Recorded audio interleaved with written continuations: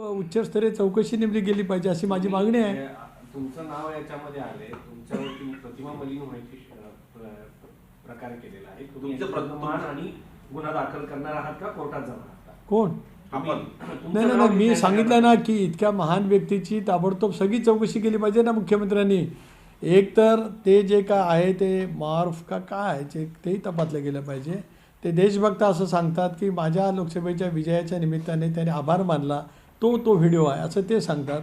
तर त्या व्हिडिओची सुद्धा चौकशी झालीच पाहिजे. आणि हे कुणी पुरवलं आहे त्याचीसुद्धा ताबडतोब केंद्रीय तपास यंत्रणेची मदत घ्यावी.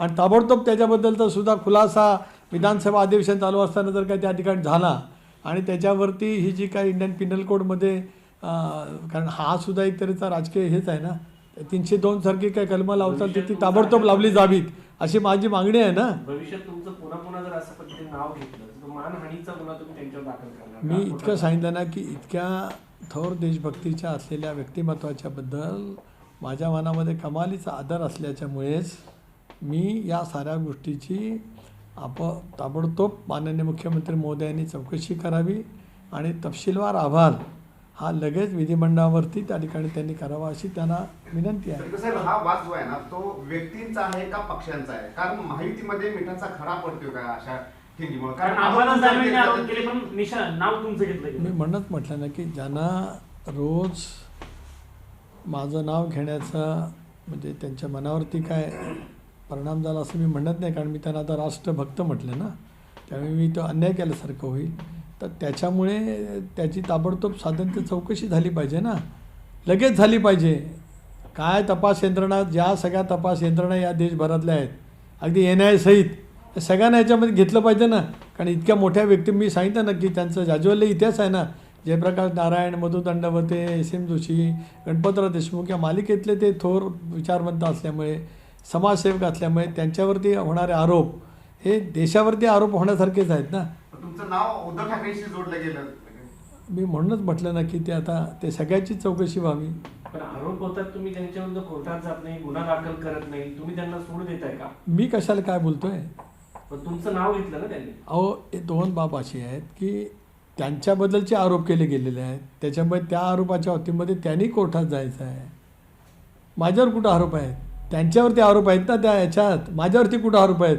मला काय कोर्टात जाण्याचा प्रश्न नाही. दोन गोष्टी आहेत. मला काय कोर्टात जाण्याचा प्रश्न आहे? त्यांनी जावं ना कोर्टात, त्यांना जिथे जात असेल जावं. कारण मी म्हटलं ना, कारण थोर विचारवंत आहेत ते, त्यामुळे त्यांनी जायलाच पाहिजे. असं काय करताय? त्यांनी त्याची सगळ्या साधन ते माहिती घेतली पाहिजे. कारण अशा व्यक्तीच्या वरती आरोप होणं म्हणजे देशाच्या एकात्मतावरचा घाला आहे हा. कोकणात यावेळेस म्हणजे इथून मागे लोकसभेला तरी एवढे पैसे दिसले नाही, स्थानिक स्वराज्य संस्थांच्या निवडणुकांमध्ये एवढा पैसा दिसतोय. नाही, मला त्या बाबतीमध्ये काहीच बोलायचं नाही. कारण तो दाखवण्यात आलेला व्हिडिओ, त्याची सत्यता, त्याचं काय आहे, त्याची स्वतंत्रपणाने जी काय चौकशी करायची असेल ती केली जावी. कारण त्यांनी तशी मागणी केलेली आहे. त्याच्यामुळे ते आणि आरोप करणारे त्यांचा तो अंतर्गत विषय आहे. मी तेच सांगितले की अंबादास दानवेंनी केलेले आरोप इतक्या सच्छिल व्यक्तीच्या विरोधात केलेले असल्यामुळे सरकारने गांभीर्याची नोंद घेतली पाहिजे. आणि अंबादास दानवेंना पुरवणारे जे कोण खलनायक असतील त्यांची पण ताबडतोब चौकशी झाली पाहिजे. असं काय करताय? अंबादास दानवे हे विरोधी पक्षनेते होते काही काळापूर्वी, विधान परिषदेचे विरोधी पक्षनेते होते. असे थोडेच बेछूट आरोप करणार असं त्यांचं म्हणणं आहे की माझ्याकडे सगळे पुरावे आहेत, कोर्टात गेले तर मी कोर्टात सगळे देईल पुरावे. पण शेवटी आता मी म्हणून सांगितलं ना की तो त्यांचा भाग आहे आरोप करणारे, आणि ज्यांच्यावरती झालेत त्यांचे, त्यामुळे त्याची सत्यता, त्या आरोपाच्यामुळे त्यांची जी काय प्रतिमा मलिन झालेली असेल, इतकी चांगली प्रतिमा, त्याच्याबद्दल त्यांनीच कारवाई करणं अत्यंत अपेक्षित आहे ना. ठाकरे साहेब, आम्ही लास्ट टाइम बघितले की तुम्ही एकनाथ शिंदे यांच्यासोबत अर्धा पाऊण तास इथं अनेक वेळा भेटीगाठी घेतलेल्या आहे. त्यांच्या मुख्य नेत्याशीच तुमचा परिचय आहे. काय चर्चा झाली, काय बोलणं झालं या मुद्द्यावर? नाही, शिंदेसाहेबांची माझी भेट गेल्या अधिवेशनाच्या वेळेला झाली. त्याला 4-5 महिन्याचा कालावधी ओलांडून गेला. शिंदेसाहेबांचा आणि माझा परिचय खूप जुना आहे. 2004 सालामध्ये शिंदेसाहेब विधिमंडळामध्ये पहिल्यांदा निवडून आले. त्यावेळेला मी जिल्ह्याचा पालकमंत्री होतो. त्यावेळेला कोयना पुनर्वसनाचे काही प्रश्न सोडवण्याच्या दृष्टीतून त्यांचा माझा पहिली भेट झाली. त्यांच्या नेतृत्वाबद्दल, त्यांच्या संघटन कौशल्याबद्दल मला अगोदरपासून माहिती होतं. पण त्यावेळेपासूनच त्यांची सगळी तळमळ मी स्वतः अभ्यासलेली आहे. त्यामुळे शिंदेसाहेबांचे माझे सौहार्दाचे संबंध आहेत. महाराष्ट्राचे एक मंत्री म्हणून त्यांनी केलेलं काम उल्लेखनीय आहेच. राज्याचं नेतृत्व त्यांनी मुख्यमंत्री म्हणून अतिशय उत्तम पद्धतीने केलेलं आहे. आज उपमुख्यमंत्री म्हणून ते काम चांगलं करतात. त्यामुळे त्यांचे आणि माझे अतिशय आपुलकीचे संबंध आहेत. शेवटी महायुतीच्या महत्त्वाच्या घटकांच्यामध्ये राष्ट्रवादी काँग्रेस पक्षाचा अध्यक्ष म्हणून मी त्याच्यामध्ये आहेच. माझा त्यांचा दृढ आणि अनेक वर्षाचा परिचय आहे.